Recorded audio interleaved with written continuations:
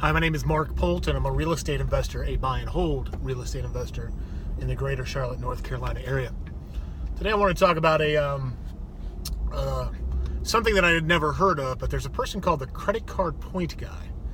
And he has a blog, apparently, and that blog, is his exploits, for lack of a better term, and exploiting the credit card companies and getting massive points. And as I understand it, and I don't think you can do that as much anymore, I think they've caught on, but the basis of it, and please forgive me for my ignorance, it's not something I've really spent a whole lot of time with. I just kind of read over the general highlights. I got the Cliff's Notes version. But my understanding is he would go and buy Walmart gift cards on his credit card, take those Walmart gift cards to the Walmart's money center, and then buy money orders and then go cash those money orders. So a $1,000 purchase would cost him 88 cents because that's what a Walmart money order is. And then he would deposit it back into a bank account, and then he would, use that to pay it off. So he was able to get 1,000 points for 88 cents, something along that line.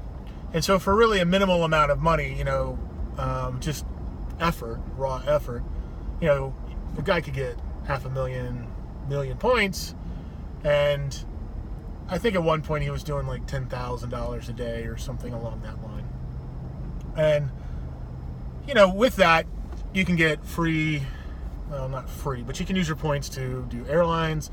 You can do it for hotel stays. We actually do Starwood Preferred Gold, which I think is now Bonvoy by Marriott. I don't know. You can even use your points as, to buy drinks and stuff, but, it doesn't seem worth it to us. And as much as I love, and believe me, I'm all about learning the rules, end-to-end rules, and really that's what real estate's about as well. And then, learning how to exploit those rules to your advantage. It seems like a lot of effort, and I'm sure you could probably streamline it. You could figure it out. Come up with systems and stuff to make, being a credit card point guy, a little bit easier. Versus, F you money, right? What if you were to take all that effort and all that time and all that energy and dump it into buy and hold real estate? I'm sure that within 5 or 10 years, he would never have to work again and could possibly have F you money.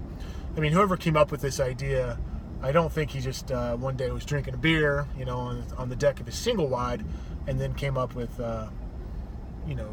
divine intervention to be able to figure out how to exploit it. He obviously, really took a look at it, looked at, his available resources around him, and then utilized those resources and that ability in order to come up with, a way of exploiting what credit card companies do, and usually they're the ones that exploit you. So I think that, I commend him for that. But on the same note, what would you rather do? Would you rather go through all that effort, still have to work a W-2 job, and you probably get to vacation awesome, and it probably doesn't really cost you much at all to vacation, but you still got to come home, you still got to work, you still have to do the work of whatever system you set up to exploit, these rules for the credit card companies. And my understanding is you don't get points for gift card purchases anymore.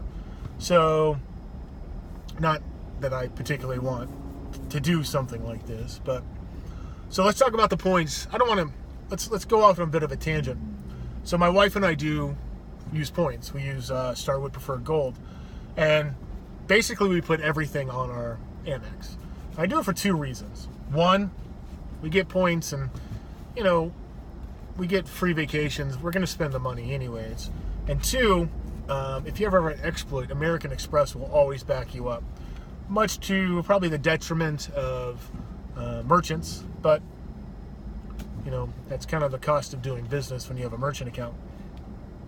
Now we also have a Starwood Preferred Gold business card in our business, and I think we're going to probably start putting most of our business purchases on it. I'm not quite in a position where I can make that happen, but maybe soon. But if we can put $100,000 worth of credit card purchases on there from the business, we're probably 60 to 80,000 in our personal spending, and I'm sure that's going to go up every year as we make more money.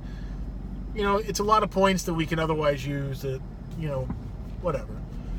Does it all work out in the end? As far as the the financing fees or whatever that we have? Probably not. Do I really care that we pay a couple grand every year in finance charges? No, don't really care. The convenience is worth it. Does American Express have a yearly fee? Yeah, I don't care. So, I applaud the credit card point guy for doing the work, ingenuity, figuring stuff out, yada yada yada. But why not just take that same effort and that same work and that same analysis and that same brain power? Because he made a whole website about this. I mean, it's a huge website. Maybe he monetized it. I don't know. Probably to some degree he did. But why not just take that, come into buy and hold real estate, do that for 5-10 years max. You'll never have to work again. You won't have to go to Walmart and deal with the money center. And trust me, I deal with the money center at least once a month, and it's one of the worst experiences ever. But it's a necessary evil for many, many people.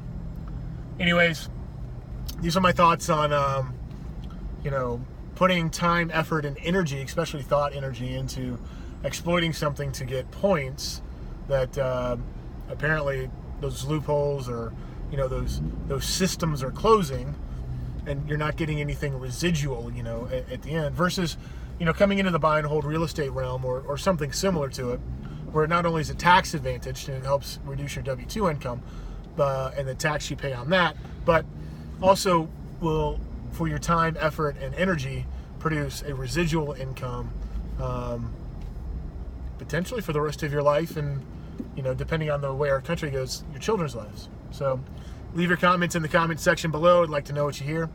Hope you go out there and live the You Won't Stop Me lifestyle. It's about 3 things: knowledge, wisdom, and experience. Once you have those 3 things, it doesn't really matter what happens.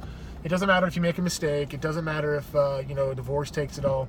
It doesn't matter if some stupid frivolous lawsuit comes and they take all your properties away. You're going to be able to get it back. I wish you success.